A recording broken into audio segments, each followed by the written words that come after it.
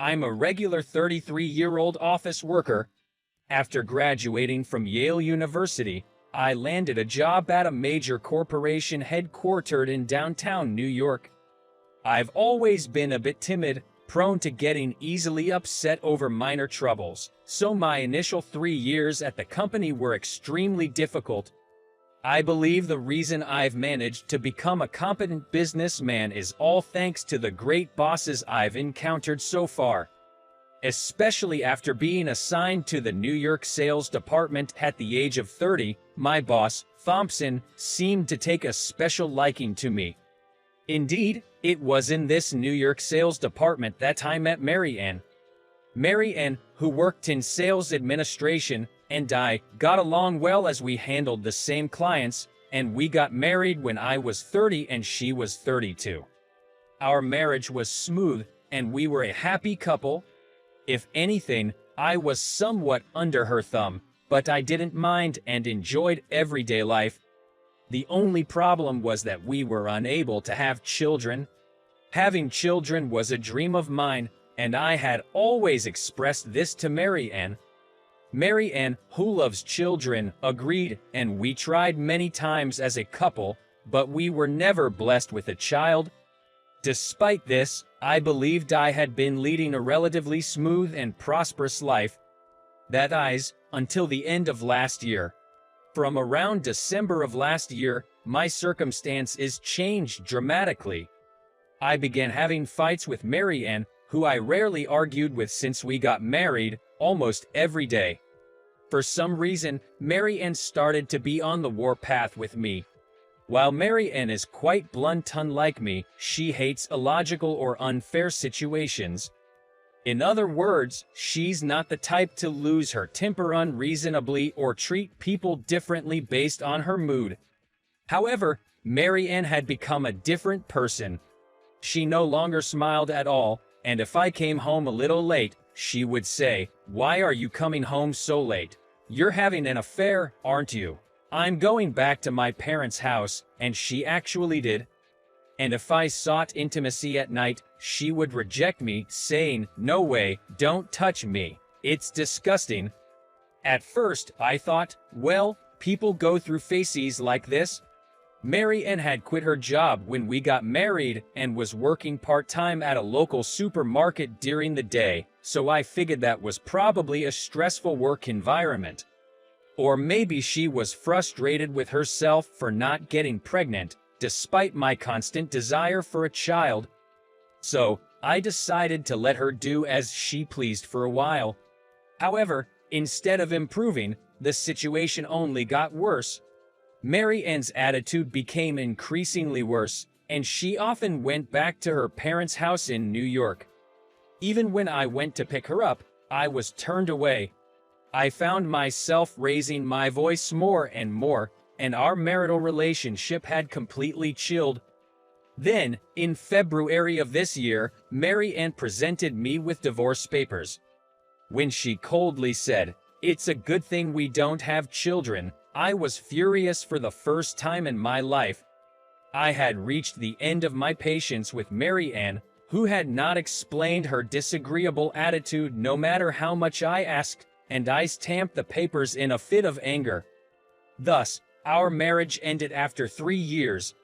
The troubles that had befallen me were not over. Thompson, who had always been attentive to me and often invited me to drinks or golf, suddenly became distant. I was having an experience I never wanted to have, where the attitude of someone I had been on good terms with changed dramatically for no apparent reason, and I was experiencing two of them at the same time. I was disliked by Thompson for some reason, who had the authority to make personnel decisions, and it led to my demotion. I was transferred to a sales office in rural Nebraska, which was referred to in the company as a retirement home or a place of exile. The transfer order came 2 days after my divorce from Mary Ann was finalized. Thus, my life in the country, plagued by anger and despair, began. One chilly day in April, I left the office at the end of the day and trudged toward my rented single-person apartment. A cold rain was falling outside, which further dampened my spirits. As I was walking down the road, I noticed a young woman sitting against a utility pole. I thought she might be drunk from a party or something, but as I got closer, I realized something was wrong. A smashed smartphone was lying next to her. With a bad feeling, I timidly looked at her face and found that she was unconscious with her eyes rolled back. I called out to her, "Are you okay?" But there was no response. Her smartphone was broken, and there was a high chance she couldn't call anyone for help. Judging the situation, I quickly called an ambulance. I held an umbrella over her head to keep it from getting wet while waiting for the ambulance to arrive, and I put my coat on her. The paramedics arrived, but there seemed to be no family or friends around, so I accompanied her. Once we arrived at the hospital and I was waiting in the waiting room, her doctor spotted me and informed me her condition has improved. She seemed to have passed out due to low blood pressure amid her unstable condition during her pregnancy. The baby is safe, too. He must have mistaken me for her spouse. Rather, I was relieved to find out she was pregnant and that I could respond early. Just as I was about to explain, "No, actually I'm not her family, just a passerby," a couple in their 60s ran up shouting, "Doctor, is the baby okay?" They were probably her parents.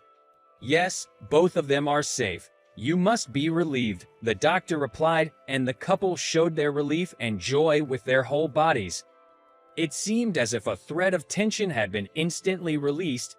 She would have been in danger if she had been left out in the rain unconscious, but thanks to this man here who reported it quickly, the doctor said, and the couple came over to me, crying and thanking me. "Thank you so much. You're a lifesaver." And that's how I ended up being invited to the Reynolds family's house over the weekend. Sophie made a full recovery and had been discharged from the hospital, and they wanted to thank me as a family. Since I had no plans for the weekend, I decided to accept their invitation.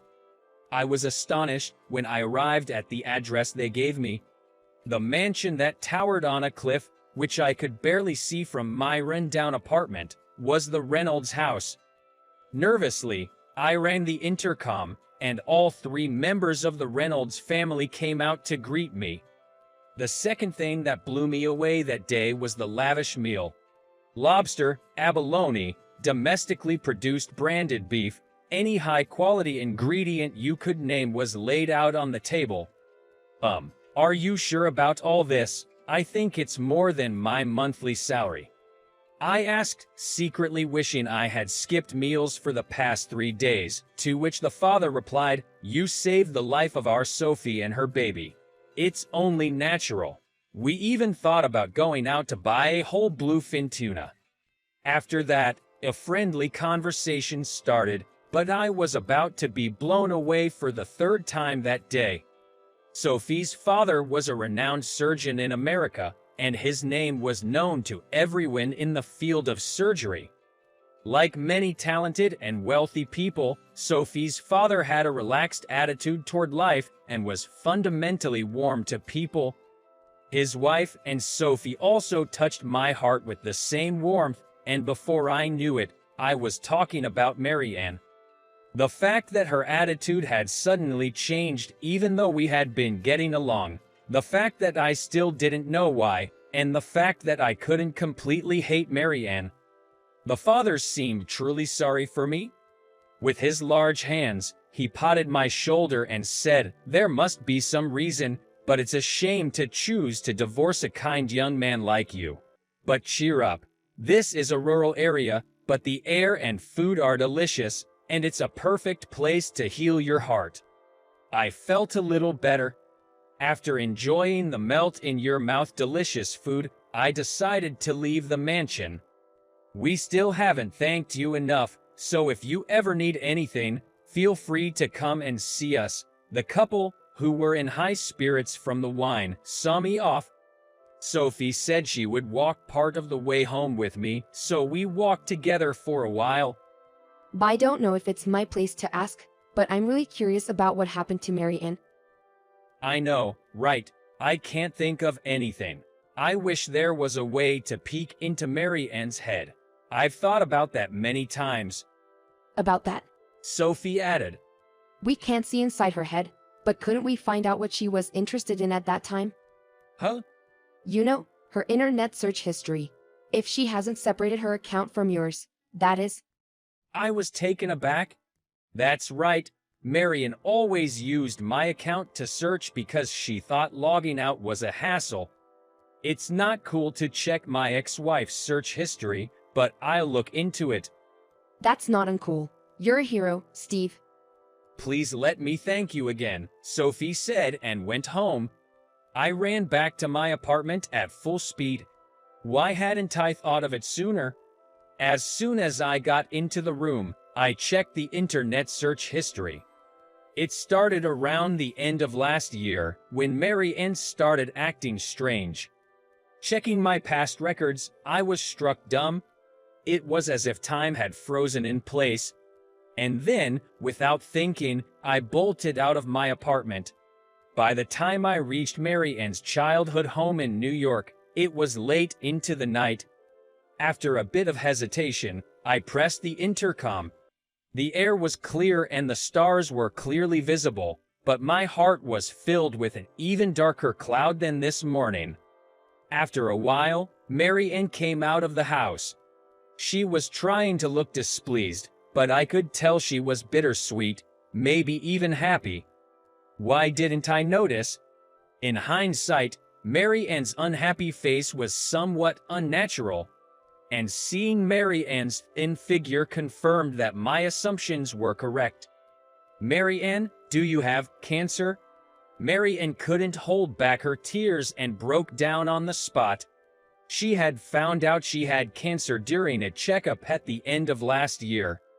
The type of cancer that is difficult to remove with surgery. Her chances of conceiving were significantly reduced, and that she couldn't bring herself to tell me, who had been longing for a child. Even so, I wanted you to tell me the truth, not choosing to break up, but to want to fight this together. I said, But I wanted you to be happy. You're so kind and love children, the type who should become a father. I thought you should have children with someone else, not with me who can't give birth. she replied. I hugged Mary Ann. It felt like it had been a long time. Mary Ann didn't resist and sobbed in my chest.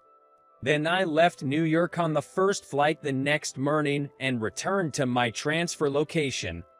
Instead of going back to my house, I went straight to the mansion on the cliff. When I rang the doorbell, Sophie and her father welcomed me again with a smile. What's up? Did you forget something? No? I deeply bowed my head to Sophie's father on the spot. Sir, I beg you, please introduce me to the best doctor you know. I woke up in the gentle early summer sunlight. Today was Monday, a day I had to go to work. I quietly got out of bed, went out on the balcony, and bathed in the morning sun of the city. 5 years had passed since the divorce fiasco with Mary Ann. Sophie's father accepted my desperate plea and introduced me to a doctor who he said was the only one who could match him. It was a difficult operation, but all the cancer that had been eating away at Mary Ann's body was gone. After the surgery, we immediately remarried. During our separation, we had both realized, more than we could stand, that we were irreplaceable parts of each other's lives. Even after that, Sophie's father helped me for a year. He introduced me to several CEOs he knew, presenting them as new business prospects for me. Thanks to Sophie's father's connections, I was able to achieve some of the top sales figures nationwide. As a result, I was able to return to New York in a year. As I expected, Mary Ann was the one who requested my demotion to Thompson. Since we had many common acquaintances in New York, she feared that news of her having cancer would leak from somewhere. Unable to turn down Mary Ann's desperate plea, and yet feeling guilty towards me, He seemed to have acted awkwardly. Thompson kept apologizing to me, but now that I think about it, my life drastically changed because of that transfer, and it wasn't a bad experience after all. As I was thinking about that, Marianne woke up with a bad head, but she smiled brightly. "Good morning. Want me to make coffee?" Yes, please. Oh, make it decaf. Sure. I'm truly glad to be able to have such casual exchanges. Glancing at the clock, I realized that more time had passed than I thought. I need to start preparing. No time to dawdle. I began getting ready in a hurry, yet quietly, so as not to wake our sweet child, sleeping peacefully in the bedroom.